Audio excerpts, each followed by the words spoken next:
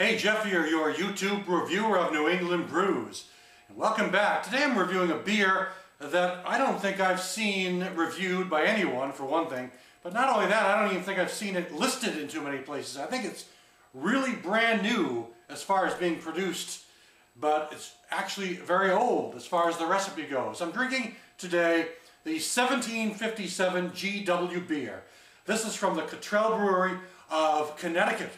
And this is a beer that has been brewed based on the original handwritten notes of President George Washington, which are available at the New York Public Library. It's brewed in Connecticut under the name of 1757 GW beer. It is a pale lager, and the ABV on this is about 4.5% ABV.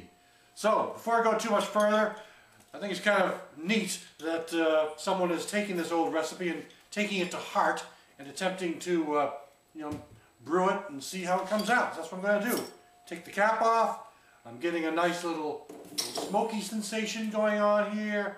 Now, if it's based exactly on the original recipe, I'm not sure if there's any kind of preservatives or anything like that in this beer, to modernize it or whatever. If not, then that would be the more authentic, I would think. But I guess we'll find out. It may just be a regular pale lager with a cool name. So let's pour it into the glass and see what I get. Okay, it is definitely a very pale lager, pale yellow color, typical for a pale lager, with a good fluffy sort of white head. A lot of fizzy carbonation going on. Really yellow, straw yellow, pale yellow, just plain old yellow is really what we're getting here, with all kinds of carbonation. And the head that was poured into this is slowly diminishing. So without further ado, let's give it a whiff. I'm getting a scent that is pretty much like any kind of pale lager I've had before. It's got an upfront malty character with some bread and biscuit. A little bit of hops in the background, sort of subtle and laid back. But it's definitely more of a malty character. Sugar and sweetness. And a bit of a light roasted malt character. That's probably the better way to describe it, I would think. More malts than anything else. A little sugar and sweetness in that regard. And there's this kind of slight, just a little bite that I feel on my nose, a little snap on my nose that makes me think there may be some hops back there. But I haven't actually looked at the recipe. It's available online. I probably should have looked at to see what it's made of, but, well, I was very anxious to try it. So let's give it a taste. Well, I like the body. I mean, it's very typical for a pale lager, American pale lager. It's in the light to medium range. Not too heavy, not too light, not watered down.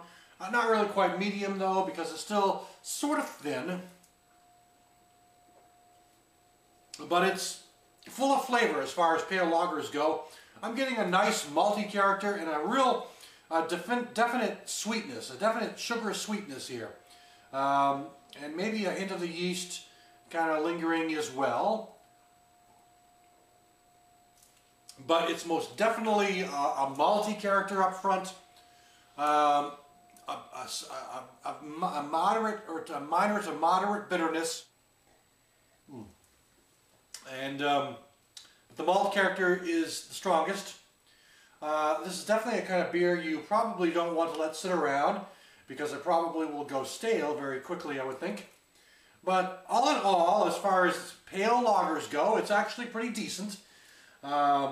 I mean, it really tastes like some of the national pale lagers that are out there. You name them, any of those national brands that are out there, from PBR to Old Milwaukee to Budweiser to Michelob, you name any of them. It's got that sort of characteristic going on.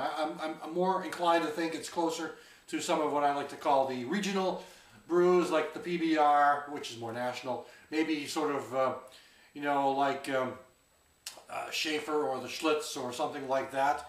I mean, it's a strong, decent malty character, a lot of sugar sweetness in here.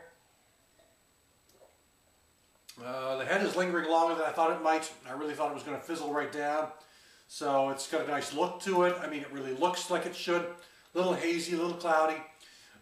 It's really, you know, your typical, decent enough pale lager beer, something you drink when you're having a, you know, a hot day, or something you drink with a steak dinner, or you know, red meat type dinner. You know, I mean, it goes with just about anything. You can drink it just about any time. It's not anything extraordinary like a craft beer. Nothing, not a whole lot of you know, energy went into producing it. I'm sure it's very typical of its style. So, from the Cottrell Brewery of Connecticut, this is a 1757 GW beer based on George Washington's original recipe. Thanks for stopping by. I'll catch you again next time.